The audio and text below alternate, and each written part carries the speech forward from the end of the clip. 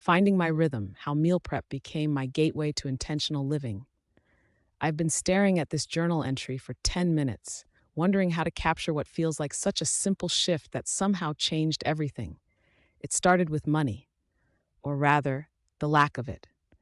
I was hemorrhaging cash on takeout, standing in my kitchen at 8 p.m., exhausted from work, ordering another overpriced meal because the thought of cooking felt impossible.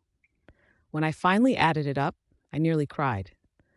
Not just from the financial wake up call, but from recognizing how disconnected I'd become from something as basic as feeding myself. The irony wasn't lost on me. Here I was, a functioning adult who could manage complex projects at work, troubleshoot problems, meet deadlines, but I couldn't figure out how to eat dinner without surrendering to an app. There was something deeply unsettling about that dependency, about how I'd outsourced this fundamental act of self care to algorithms and delivery drivers. That's when I decided to try meal prep, though I'll admit my initial motivation was purely practical. I needed to stop bleeding money. But what I discovered through this process surprised me completely. It wasn't just about the food, it became a meditation on planning, a practice in self compassion, and ultimately a doorway into understanding my own creative process. The ritual of Sunday afternoons. My meal prep happens every Sunday around 2 p.m. I've tried other days, other times, but there's something about Sunday afternoon that works. Maybe it's the way the light slants through my kitchen window, or how the weekend feels suspended between the week behind and the one ahead. I clear my counter, really clear it, not just push things aside, put on a podcast or playlist that matches my mood, and settle into what has become my most consistent creative practice. Yes, I call it creative. I know that might sound pretentious for what amounts to chopping vegetables and following recipes, but bear with me. There's artistry in the planning, in seeing connections between ingredients, in the way flavors and textures combine across different meals. It's problem solving with constraints: time, budget, equipment, the contents of my pantry, and finding elegant solutions within those boundaries. The process has taught me something profound about my own creative rhythms. I used to think inspiration struck randomly, that creative work required waiting for the right mood or moment.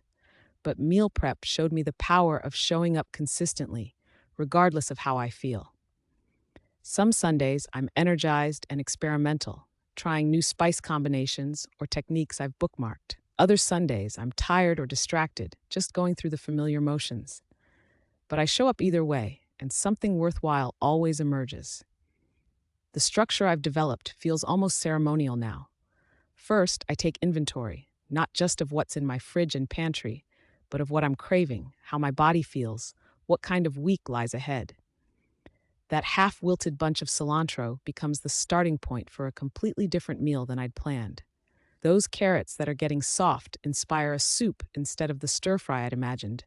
I've learned to see potential instead of waste, possibility instead of limitation. Then comes the mise en place, everything chopped and arranged before I turn on a single burner. This was initially just efficiency, but it's become something more meditative. There's satisfaction in the repetitive motion of dicing onions, the sharp scent of fresh garlic, the way ginger releases its heat when you scrape it with a spoon. My mind quiets during this prep work in a way that feels similar to how others describe meditation or prayer. Shopping as archaeology. My relationship with grocery shopping has completely transformed. I used to wander aisles aimlessly, grabbing whatever caught my eye or seemed healthy, spending too much on ingredients that would eventually rot in my crisper drawer. Now shopping feels like archaeology. I'm hunting for treasures, building meals from the ground up based on what's available and affordable. I've discovered stores I never noticed before. The small Middle Eastern market where the owner knows my name and always recommends something new to try. The weekend farmer's market where I can get day-old bread for half price and vegetables that taste like they were picked yesterday. These places have become part of my creative ecosystem, sources of inspiration and surprise ingredients that push my cooking in new directions. My typical shopping list has evolved into something that balances nutrition, budget, and versatility. I aim for ingredients that can cross between multiple recipes, that store well, that offer different textures and flavors throughout the week. red lentils for protein and heartiness, jasmine rice that's perfect both fresh and day old, pasta as a reliable base for whatever vegetables need using up, yellow onions because they're the foundation of almost everything, carrots for sweetness and crunch, frozen vegetables for convenience without guilt. When I compare this to my old takeout habit, the savings are substantial. But more important than the money saved is the sense of agency I've gained. I'm no longer at the mercy of whatever's available for delivery. I'm not scrolling through apps trying to find something that sounds appealing at a price I can justify. I have options, variety, meals I actually want to eat. 3 meals, infinite possibilities. The heart of my system is 3 core recipes that share ingredients but offer completely different experiences. This took months to develop, not because the recipes are complex, but because I needed to find the right balance between efficiency and variety, between familiar comfort and interesting flavors. My lentil curry has become a favorite among my friends. People ask for the recipe at parties, and my neighbor has started timing her evening walks to coincide with when I'm cooking it because she loves the smell drifting through my kitchen window. The recipe itself is almost embarrassingly simple, but that's part of its genius. Onions and carrots softened until they're sweet, curry powder blooming in oil until the kitchen smells like warmth itself, red lentils cooking down into creamy comfort with coconut milk and tomatoes. What I love about this curry is how it changes as it sits. The first day, the flavors are bright and distinct. By day 3, everything has melded into something deeper, more complex. By day 5, if it lasts that long, it's become something entirely different, richer, and more nuanced than what I started with. It's taught me patience, shown me that good things develop over time, that immediate gratification isn't always the goal. The fried rice represents everything I've learned about resourcefulness. The key insight, that day-old rice fries better than fresh, came from necessity when I accidentally made too much rice and stuck the leftovers in the fridge. When I tried to make fried rice with it the next day, the result was revelatory. Now I deliberately cool my rice, spreading it on a baking sheet while I prep everything else. It's a small hack, but it represents a larger truth I've discovered. Sometimes the mistake, the accident, the thing that seems like a setback, becomes the breakthrough. I crumble tofu into the pan and let it get golden and crispy, adding protein and texture without heaviness. Frozen vegetables provide color and nutrition without the pressure of using fresh produce before it spoils. The final dish is satisfying and complete, better than most restaurant versions I've tried, and infinitely customizable based on whatever needs using up. The pasta recipe is my catch-all, my creative playground. The base remains consistent: pasta, onions, garlic, whatever vegetables I have, but it never tastes the same twice. Sometimes it's Mediterranean with olives and herbs, sometimes it's almost Asian with soy sauce and sesame oil, sometimes it's purely Italian with tomatoes and basil. It's taught me about improvisation, about trusting my palate, about the difference between following a recipe and understanding cooking principles. Storage as time travel. The way I store and rotate meals has become its own art form. I learned quickly that making 3 big batches and eating the same thing for days in a row was a recipe for meal prep burnout. By Wednesday, I'd be so sick of curry that I'd order pizza just to escape the monotony. That's when I discovered the power of the freezer, not just as storage, but as a tool for creating future options. Now I portion everything immediately after cooking, that eating some fresh and freezing the rest.